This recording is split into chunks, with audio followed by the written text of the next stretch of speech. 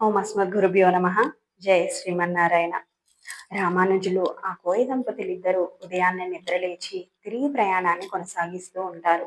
మార్గం మధ్యలో ఆ కోయ ఆమె, స్వామి, నాకు దాహం వేస్తుంది, మంచినీళ్లు కావాలి అని అడుగగా, అప్పుడు రామానుజులు, మీరు నా కోసం ఇంత చేశారు, నేను వెళ్ళి మీకోసం మంచినీళ్లు తీసుకొస్తాను అని చెప్పగా, ఆ కోయ దంపతులు ఇక్కడ దగ్గరలోనే బావి ఉంది అని తెలియజేస్తారు. అప్పుడు రామానుజులు మంచినీరు కోసం ఆ బావి వద్దకు వెళ్ళి మంచినీరు తీసుకొని తిరిగి అక్కడికి వచ్చి చూస్తే ఆ కోయ దంపతులు ఇద్దరు అంతర్ధానం అవుతారు. చుట్టూ చూస్తారు రామానుజులు. అక్కడ కాంచీపుర గాలి గోపురం కనిపిస్తుంది రామానుజులకి. అప్పుడు అర్థమవుతుంది రామానుజులకి, ఆ కోయవాణిగా వచ్చినది సాక్షాత్తు ఆ వరదరాజస్వామి, ఆ కోయ ఆమెగా వచ్చింది అమ్మవారు అని తెలుసుకొని ఆనందంతో మ్రొక్కుతారు.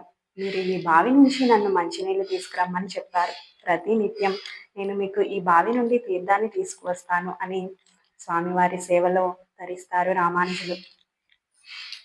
జై శ్రీమన్నారాయణ.